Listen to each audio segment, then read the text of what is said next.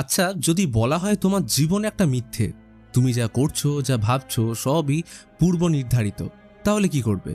তুমি কি নিশ্চিত হয়ে বলতে পারবে তুমি যে সমাজ বা জগতে বাস করছো সেটা বাস্তব, নাকি এটা শুধুই তোমার অবচেতন মনের এক দুঃস্বপ্ন?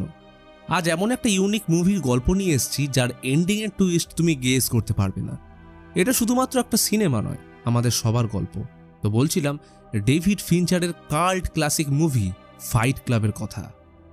মুভি শুরুতেই আমরা এক উচ্চ ভবনের চূড়ায় দাঁড়িয়ে থাকা দুই চরিত্রকে দেখি। একজনের হাতে বন্দুক, যা তাক করা অন্যজনের ঠিক মুখের সামনে। নিচে সারি সারি বিস্ফোরক, যে কোনো মুহূর্তে ধ্বংস হতে পারে পুরো বিল্ডিং। এখান থেকে গল্প ফ্ল্যাশব্যাকে যাওয়ার সাথে পরিচয় হয় গল্পের কথকের সাথে, একজন নামহীন ক্লান্ত পথিক যার জীবন যেন এক অন্তহীন বৃত্তে বন্দী। সে 6 মাস ধরে ঘুমোতে পারছে না। এক নীরব অনিদ্রা তাকে ধীরে ধীরে মানসিক ও শারীরিকভাবে গ্রাস করে নিচ্ছে। সে একটা কোম্পানির রেকর্ড কোঅর্ডিনেটর, যার কাজ হলো বিভিন্ন গাড়ি দুর্ঘটনার বিশ্লেষণ করা, যেন মানব জীবনের মূল্য শুধুমাত্র একটা পরিসংখ্যানের মধ্যেই সীমাবদ্ধ।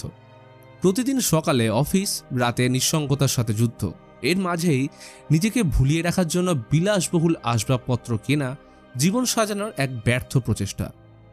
কিন্তু তার অস্তিত্ব যেন শূন্যতায় হারিয়ে যাচ্ছে। এই জীবন কি সত্যি তার নিজের, নাকি সমাজে তৈরি করা এক মিথ্যে বাস্তবতা?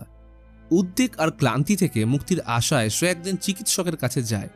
তার ভালো ঘুম দরকার, ওর জীবন এখন যন্ত্রণাদায়ক।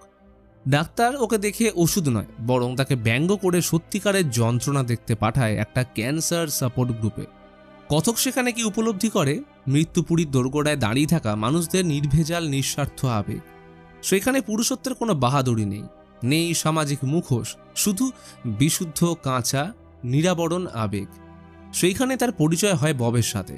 একসময় বব বডি বিল্ডার ছিল, এখন টেস্টিকুলার ক্যান্সারের শিকার, যে তার অতীত শরীরচর্চার জন্য ব্যবহৃত স্টেরয়েডের কারণে সাইড এফেক্টের শিকার হয়েছে। এই সাপোর্ট গ্রুপে কান্না করা যায়, যন্ত্রণাকে ভাগ করা যায়, সত্যিকারের অর্থে নিজেকে এখানে মুক্ত অনুভব করায়। কথক প্রথমবারের মতো অনুভব করে তার দুঃখ কষ্টকেও শব্দ দেওয়া সম্ভব। তাই অনেকদিন পর সে আজ ঘুমোতে পারে। 1 বছর ধরে বিভিন্ন সাপোর্ট গ্রুপে ঘুরে বেরিয়ে সে নিজের মানসিক কষ্টকে একটা ব্যবস্থার মধ্যে ফেলতে শুরু করে। তবে এরপরেই তার জীবনে আসে মার্লা সিঙ্গার, একজন রহস্যময় নারী, যে তার মতোই প্রতিটা সাপোর্ট গ্রুপে উপস্থিত। সে কথকের মতোই প্রতারক, এক নিখুঁত মিরর ইমেজ। মার্লার উপস্থিতি যেন তার মিথ্যে শান্তির বলয় ভেঙে চুরমার করে দেয়, তার ভিতরে গোপনে থাকা ছায়াকে জাগিয়ে তোলে। মার্লা সিঙ্গারের আগমনের পর কথকের শান্তি যেন আবার ধুলোয় মিশে যায়। এতদিন ধরে সে যে কৃত্রিম মুক্তির স্বাদ পেয়েছিল সেটা ধ্বংস হতে শুরু করে। কথকের মতোই মার্লাও প্রতিটা সাপোর্ট গ্রুপে নিজেকে একজন রোগী হিসেবে মিশিয়ে দেয়, কেবল অনুভূতি শোষণ করার জন্য। তবে তার উপস্থিতি কেবলই কথকের বিরক্তির কারণ। কথক সিদ্ধান্ত নেয় এই মিথ্যে নাটকের পর্দা তুলতে হবে। সে মার্লাকে হুমকি দেয় তার আসল পরিচয় প্রকাশ করে দেবে। কিন্তু মার্লাও পাল্টা চ্যালেঞ্জ ছুড়ে বলে তাহলে সেও কথকের আসল পরিচয় সবার সামনে জানিয়ে দেবে। এইখানে দুজনের মধ্যেকার দ্বন্দ্ব শুধুমাত্র সাপোর্ট গ্রুপ দখলের লড়াই নয়, বরং এটি এক গভীর মনস্তাত্ত্বিক যুদ্ধ, নিজের প্রকৃত অস্তিত্বকে স্বীকার করার এক ভয়াবহ যন্ত্রণা। অবশেষে তারা আপোষ করে গ্রুপগুলো ভাগ করে নেয়, যেন নিজেদের ভালো রাখার জন্য এক সমঝোতা। কথককে কাজের সূত্রে এক শহর থেকে আরেক শহরে ছুটে বেড়াতে হয়। তাদের কোম্পানির যে গাড়িগুলোর অ্যাক্সিডেন্ট হতো, সে ওই গাড়িগুলো ঘটনাস্থলে গিয়ে পর্যবেক্ষণ করত। ফলে পরিচয় হতো প্রতিদিন নতুন নতুন মানুষের সাথে।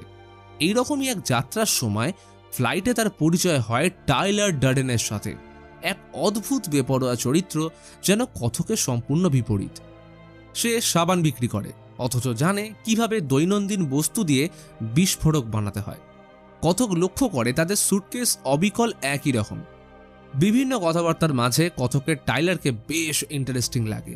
এরপরেই ঘটে জীবনের মোড় ঘুরিয়ে দেওয়ার ঘটনা। ফ্লাইট থেকে ফিরে এসে দেখে তার অ্যাপার্টমেন্ট ধ্বংস হয়ে গেছে। আগুনে লেলিহান শিখা তার সাজানো জীবনের সমস্ত বিলাস বহন করে নিয়ে গেছে। কথক এরপর টাইলারকে কল করে, কারণ কোথাও না কোথাও সে জানে এই চরিত্রটা তার অবচেতন মনে এক গভীর দাগ কেটেছে। এরপর তারা একটা বারে দেখা করে এবং একসঙ্গে থাকার সিদ্ধান্ত নেয়। কিন্তু বাইরে বেরোনোর পরেই টাইলার এক অদ্ভুত অনুরোধ করে তাকে ঘুষি মারার জন্য। কথক প্রথমে ইতস্তত করে, কিন্তু একবার সে টাইলারকে আঘাত করলে যেন তার ভিতরের সমস্ত জমে থাকা রাগ, যন্ত্রণা, হতাশা সব এক ঝটকায় বেরিয়ে আসে। এই শারীরিক সংঘর্ষ শুধুমাত্র হিংস্রতা নয়, বরং এক ধরনের আত্ম অনুসন্ধান বা আত্ম উদ্ঘাটন। এই অভিজ্ঞতা কেবল একদিনের জন্য সীমাবদ্ধ থাকে না। পরের দিন, পরের সপ্তাহ আরও বেশি মানুষ তাদের সাথে যোগ দিতে শুরু করলো। মানুষের অবদমন, একাকিত্ব, জীবনের প্রতি ক্ষোভ সব একত্রিত হয়ে সৃষ্টি হয় এক নতুন আন্দোলন। কথক আর সাপোর্টার গ্রুপে যায় না, কারণ এই লড়াই তার নতুন মুক্তি। এই গোপন সংঘর্ষ ধীরে ধীরে এক রূপান্তরের দিকে এগোয়।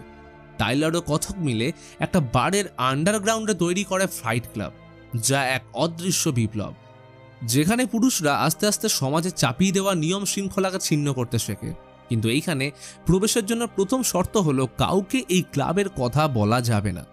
প্রকৃতপক্ষে এই ক্লাব কেবল একটি যুদ্ধক্ষেত্র নয়, এটি এক প্রকার মানসিক মুক্তি স্থান। এইখানে সবাই নিজের ছদ্মবেশ খুলে ফেলতে পারে, তাদের বাস্তব জীবনের হতাশা ও যন্ত্রণাকে ঘুষি আর লাথির মাধ্যমে প্রকাশ করতে পারে। সমাজের যে নিয়ম তাদের বেঁধে রেখেছে, ফাইট ক্লাব তা থেকে মুক্তির পথ। এরপর মারলা কথককে একদিন ফোন করে জানতে চায় সে সাপোর্ট সেন্টারে যাচ্ছে না কেন। কথক জানায় সে একটা নতুন মুক্তির পথ খুঁজে পেয়েছে, তবে যা শুধুমাত্র ছেলেদের জন্য। মারলা জানায় সে প্রচুর ঘুমের ওষুধ খেয়ে ফেলেছে, কিন্তু কথক তার কথায় বিন্দু মাত্র আগ্রহ দেখায় না এবং ফোন রেখে দেয়। পরের দিন সকালে দেখে টাইলারের বেডরুমের দরজা লক করা, যেটা তার জন্য অপ্রত্যাশিত। কিন্তু চমক তখনই বাড়ে যখন সে মারলাকে নিজের বাড়িতে দেখল। তার প্রতিক্রিয়া দেখে মারলা বিরক্ত হয়ে চলে যায়। পরে টাইলার স্বীকার করে যে ফোন রেখে দেওয়ার পর সে মারলার সাথে কন্ট্যাক্ট করে রাতে ঘনিষ্ঠ সময় কাটিয়েছে। এইটা শুনে কথকের ভিতরে অস্বস্তি বাড়তে থাকে। সে বুঝতে পারে মারলা তার অস্তিত্বের সংকটের অন্যতম কারণ। অন্যদিকে টাইলার এবং কথক হসপিটালের ডাস্টবিন থেকে মানুষের চর্বি চুরি করে সাবান বানানোর সিদ্ধান্ত নেয়। কিন্তু সাবান তৈরি করার সময় টাইলার কথকের হাত ইচ্ছে করে অ্যাসিড দিয়ে পুড়িয়ে দেয়। কথক যন্ত্রণায় ছটফট করলে টাইলার তাকে শেখায় যন্ত্রণা এড়িয়ে যাওয়ার চেষ্টা করা নয়, বরং তাকে গ্রহণ করাই প্রকৃত মুক্তি। এই মুহূর্তটি কথকের মানসিক পরিবর্তনের আরেকটি স্তর উন্মোচন করে। এরপর একদিন কথকের আবার দেখা হয় ববের সঙ্গে এবং সে জানতে পারে বব ও ফাইট ক্লাবের সদস্য, এবং সে তাকে টাইলারের সম্পর্কে জিজ্ঞাসাবাদ করে।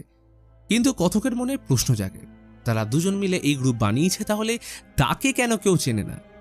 কিন্তু ফাইট ক্লাব এখন আর গোপন নয়, এটা ছড়িয়ে পড়েছে এক বিশাল আন্দোলনে, যেখানে সহিংসতা কেবলমাত্র মুক্তির মাধ্যম নয়, বরং একটি নতুন আদর্শ। এদিকে টাইলার নতুন একটা পরীক্ষা চালু করে, যেখানে সদস্যদের অপরিচিত ব্যক্তিদের সঙ্গে মারামারি শুরু করতে হবে এবং ইচ্ছাকৃতভাবে হারতে হবে। কথক লক্ষ্য করে ফাইট ক্লাব এক নতুন রূপ নিচ্ছে, যেখানে ব্যক্তিগত মুক্তির বদলে এটা একটা সংঘবদ্ধ বিপ্লবের দিকে এগোচ্ছে। সে তার বসের কাছে যায় এবং এতদিন পর সে বসের বিরুদ্ধে প্রশ্ন তোলে। বস তার এই আচরণে কাজ থেকে বের করে দিতে গেলে সে ব্ল্যাকমেইলের মাধ্যমে নিজের চাকরি নিশ্চিত করতে চায়। কিন্তু যখন বস এতে রাজি হয় না, তখন সে নিজেকে আঘাত করতে শুরু করে, যেন তার বসই তাকে আহত করেছে। এইভাবে সে নিজেকে শিকার বানিয়ে কোম্পানি থেকে ক্ষতিপূরণ আদায় করে। এর মধ্যেই ফাইট ক্লাব আরও বিপজ্জনক হয়ে ওঠে। প্রজেক্ট মেহেম নামে এক নতুন সংগঠন গড়ে ওঠে, যা কথকের জানা ছিল না। এই দল শহর জুড়ে বিশৃঙ্খলা সৃষ্টি করছে, যেখানে বড় বড় দোকান, গাড়ি ধ্বংস করছে। কথক বুঝতে পারে নিয়ন্ত্রণ তার হাত থেকে ফসকে গেছে। সে একদিন গাড়ি চালানোর সময় টাইলারের কাছে জানতে চায় তার প্রকৃত উদ্দেশ্য কি, কিন্তু পিছনে বসা দুজন সদস্য জানিয়ে দেয় প্রজেক্ট মেহেমের প্রথম নিয়ম এইটা যে এটা নিয়ে কোনো প্রশ্ন করা যাবে না। কথক এতে সম্পূর্ণরূপে হতাশ হয়ে পড়ে। টাইলারের সঙ্গে এক তর্কের সময় টাইলার ইচ্ছে করে গাড়ি দুর্ঘটনা করে দেয় এবং কথককে সেখান থেকে অবশ্য বেরও করে আনে। এরপর সে পরের দিন ঘুম থেকে উঠে টাইলারকে আর খুঁজে পায় না। সে দেখে প্রজেক্ট মেহেমের সদস্যরা কিছু তৈরি করতে খুব ব্যস্ত। একদিন মারলা তাদের বাড়িতে এলে কথক জানায় যে টাইলার তার সাথে নেই, চলে গেছে। তবে মারলা কিছু বলে রেগে চলে যায়, অথচ তার অস্থিরতা স্পষ্টভাবে অনুভূত হয়, কিন্তু সে বুঝতে পারে না কি ব্যাপার। এরপর প্রজেক্ট মেহেমের একটা অপারেশনে বব মারা যায় এবং ববের মৃত্যুতে কথক শোকস্তব্ধ হয়ে পড়ে। তার মস্তিষ্কে অদ্ভুত এক অস্থিরতা সৃষ্টি হয়, যেন তার চারপাশে সবকিছু ভেঙে পড়ছে। সে টাইলারকে খুঁজতে বেরিয়ে পড়ে, কিন্তু কোথাও তাকে পায় না। সর্বত্র সে শুধুমাত্র প্রজেক্ট মেহেমের সদস্যদেরকেই দেখতে পাচ্ছে। কথকের মনে হতে থাকে সে যেন এক অদৃশ্য সত্তার পিছনে ছুটছে। টাইলার কবে এত জায়গায় গেল, সে কিভাবে এত মানুষের সঙ্গে পরিচিত হলো, কিছুই তার মনে পড়ে না, যেন সে নিজেই হারিয়ে যাচ্ছে। একদিন সে একটা বারে গেলে সেখানে সবাই তাকে চিনতে পেরে অভিবাদন জানায়। বারটেন্ডার তাকে তার হাতের ক্ষত দেখিয়ে বলে সে আগের সপ্তাহ এইখানে এসেছিল। তবে বারটেন্ডার তাকে টাইলার বলে ডাকে। এতে কথক বিভ্রান্ত হয়ে পড়ে। সে যেন বাস্তবতা থেকে বিচ্যুত হয়ে যাচ্ছে। তার অদ্ভুত দ্বৈত সত্তা স্পষ্ট হয়ে ফুটে উঠছে। এইসব ঘটনাগুলো থেকে সে নিজের পরিচয় নিয়ে সন্দিহান হয়ে উঠল। হোটেলে ফিরে সে মাল্লাকে ফোন করে জানতে চায় তাদের মধ্যে কোনো শারীরিক সম্পর্ক হয়েছিল কিনা। তখন মাল্লা জানায় কথকের দ্বৈত চরিত্রের কথা, কখনো প্রেমিক টাইলার, আবার কখনো স্বার্থপর কথক। কিন্তু এই দ্বৈত চরিত্রের মাঝে মাল্লা তাকে আবারও টাইলার বলে ডাকছিল। কথক তখন থমকে যায়। তার মধ্যে কি হচ্ছে সে বুঝতে পারে না। সে যেন দুটো আলাদা মানুষ হয়ে গেছে, দুটো বাস্তবতার মধ্যে আটকে। এমন সময় কথক পিছন ঘুরে দেখে টাইলার বসে আছে। সে টাইলারকে দেখে জানতে চায় তুমি কে। তখন টাইলার বলে তুমি কিন্তু সবই জানো। আর এইখানে রিভিল হয় মুভির আসল রহস্য। দুজনের কথোপকথনে কথক বুঝতে পারে টাইলার আসলে তার কল্পনা, তার মানসিক ভ্রমের অংশ। কথক বাস্তবে যেমনটা হতে চাইতো বা করতে ভয় পেত সেইগুলোই টাইলার তার হয়ে করত। টাইলার ছিল তার সাহস আর নির্ভীকতা, কিন্তু এই দ্বৈত সত্তা, তার কল্পনা তাকে ধ্বংসের দিকে ঠেলে দেয়। কথক তখন নিজের মনকে শান্ত করার চেষ্টা করে, কিন্তু সবকিছু যেন তার হাতের বাইরে চলে যাচ্ছে। প্রজেক্ট মেহেমের সদস্যরা সর্বত্র ছড়িয়ে রয়েছে। তার জীবন ও মনোজগৎ যেন এক অদ্ভুত ভ্রমে বন্দী। টাইলার মার্লাকে মেরে ফেলতে পারে, এটাই তার সবচেয়ে বড় ভয়। তাই সে মার্লাকে অন্য শহরে চলে যেতে বলে, যেন সে নিজেকে এবং মার্লাকে রক্ষা করতে পারে। কথক জানে প্রজেক্ট মেহেম পৃথিবীকে ধ্বংস করতে চায় এবং তার মাধ্যমে শহরের ক্রেডিট কার্ড বিল্ডিংগুলো ধ্বংস করে দেওয়া হবে। সে পুলিশের কাছে গিয়ে সবকিছু স্বীকার করতে চায়। তখন পুলিশের ঊর্ধ্বতন অফিসার তাকে এইসব করার কারণ জিজ্ঞেস করলে সে জানায় ক্রেডিট কার্ড বিল্ডিংগুলো ধ্বংস করে দিলে কাউকে ঋণ পরিশোধ করতে হবে না। তবে অফিসার কোনো কাজে উঠে চলে গেলে কথক বুঝতে পারে পুলিশও প্রজেক্ট মেহেমের অংশ। তারা তাকে আটকানোর পরিবর্তে তাকে ধ্বংস করার জন্য প্রস্তুত। কথক তখন অনেক চেষ্টা করে পালিয়ে যায়, কিন্তু জানে তার লড়াই এইখানেই শেষ হতে চলেছে। কথক আবার সেই বিল্ডিংয়ে ফিরে আসে যেখানে সব কিছু শুরু হয়েছিল। সেখানে গিয়ে বোমগুলো নিষ্ক্রিয় করতে শুরু করে, কিন্তু সে জানে তার মনের মধ্যে এক ভয়ঙ্কর দ্বন্দ্ব চলছে। টাইলার এসে তাকে প্রশ্ন করে তুমি এটা কিভাবে করছো। তখন বুঝতে পারে টাইলার তার ভয়ের এক অংশ, তার অন্তরঙ্গ বিভ্রম যা তাকে ধ্বংসের পথে নিয়ে যাচ্ছে। সে তখনই তার নিজের উপর আঘাত করতে শুরু করে, যেন সে টাইলার এবং তার মধ্যেকার লড়াইয়ের সঙ্গী। একসময় টাইলার বন্দুক ঠেকিয়ে বলে আমরা একসাথে সব কিছু ধ্বংস করে ফেলবো। কথক তখন নিজেকে বলে তুমি আসলে আমার কল্পনা, তুমি বাস্তব নয়। ফলে সে নিজেকে গুলি করে, কিন্তু বুদ্ধি করে সে নিজের গালে গুলি করলে এতে সে নিজে বেঁচে গেলেও টাইলার সত্তাটি মারা যায়। শেষে প্রজেক্ট মেহেমের কিছু সদস্য মার্লাকে কথকের কাছে নিয়ে আসে। মার্লা তার অবস্থা দেখে ভয় পেয়ে যায়। কথক তখন বাকি সদস্যদের যেতে বলে এবং সে আর মার্লা একে অপরের হাত ধরে ক্রেডিট কার্ড বিল্ডিংগুলো ধ্বংস হতে দেখে। আর এই ঘটনার সাথেই মুভি এখানে শেষ হয়। পুরো মুভির মধ্যে কথকের নাম কখনো বলা হয়নি, কারণ সে শুধুমাত্র তার নিজের গল্প বলছে না, বরং এটি আমাদের সকলের গল্প। আপনি চাইলে আপনার নিজের নামও কথকের জায়গায় বসিয়ে নিতে পারেন। এই গল্প আমাদের সকলের, যারা প্রতিদিনের রুটিনে বন্দী, যাদের মন অবিরাম মুক্তির জন্য আকুল থাকে। আর টাইলার, সে আমাদের সকলের অবচেতন মন, যা প্রতিনিয়ত এক অনন্ত স্বাধীনতা চায়। এটা ঠিক আমাদের মনের অন্ধকার দিক, যে অংশটি প্রতিনিয়ত আমাদের জীবনের শিকল ভাঙতে চায়, সেই অংশটা ঠিক টাইলারের মতোই আমাদের দৃষ্টি আকর্ষণ করে। টাইলার হলো সে অদৃশ্য সত্তা যা আমাদের অভ্যন্তরীণ চাহিদা, ক্ষোভ এবং বিদ্রোহকে প্রতিনিধিত্ব করে। আমরা যখন নিজেদের সীমাবদ্ধতা, সামাজিক শৃঙ্খলা এবং ব্যক্তিগত ভয়কে অতিক্রম করার চেষ্টায় থাকি, তখন টাইলার যেন আমাদের সেই ভয়ঙ্কর কিন্তু নির্ভীক পিছু পিছু চালিয়ে নিয়ে যায়। কিন্তু প্রশ্ন একটাই, আমরা কি এই বিদ্রোহের সঙ্গী হতে চাই, নাকি এই অদৃশ্য সত্তা আমাদের ধ্বংসের পথে নিয়ে যাবে? তবে এই বিদ্রোহ শুধুই ব্যক্তিগত নয়, এটি মূলত এক বৃহত্তর ব্যবস্থা, পুঁজিবাদের বিরুদ্ধে বিদ্রোহ, যা আমাদের প্রতিদিনের জীবনে প্রতিনিয়ত দাসত্ব চাপিয়ে দেয়। আমাদের জীবনের প্রতিটা অংশই কর্পোরেট দুনিয়ার শৃঙ্খলে বাঁধা, যেখানে আমাদের পরিচয় হয়ে দাঁড়ায় আমরা কি পরিধান করি, কি কিনি আর কি খাই। সমাজ আমাদের শিখিয়েছে সম্পদ মানেই শক্তি, এবং কর্পোরেট নিয়ন্ত্রিত স্বপ্নই আমাদের লক্ষ্য হওয়া উচিত। টাইলারের বিদ্রোহ এই শৃঙ্খলাকে চ্যালেঞ্জ করে। পুঁজিবাদ আমাদের স্বাধীনতার মিথ্যে প্রতিশ্রুতি দিয়ে নিজেদের জীবন নিয়ন্ত্রণ করার ক্ষমতা কেড়ে নেয়। আমরা যে জীবনযাপন করছি তা কি সত্যি আমাদের পছন্দের জীবন, নাকি এটি কেবল কর্পোরেট মেশিনের অংশ? মুভির প্রতিটা ধাপে আমরা দেখি কিভাবে কথক এই প্রশ্নগুলোর মুখোমুখি হয়। মুভির শেষে যখন কথক বুঝতে পারে যে টাইলার আসলে তার অবচেতন মন, তখন তাকে নিজের ভয় এবং দুর্বলতার সঙ্গে মোকাবিলা করতে হয়। এই আত্মমূল্যায়ন তার জন্য এক নতুন যাত্রা, এক নতুন চেতনা অর্জনের পথ।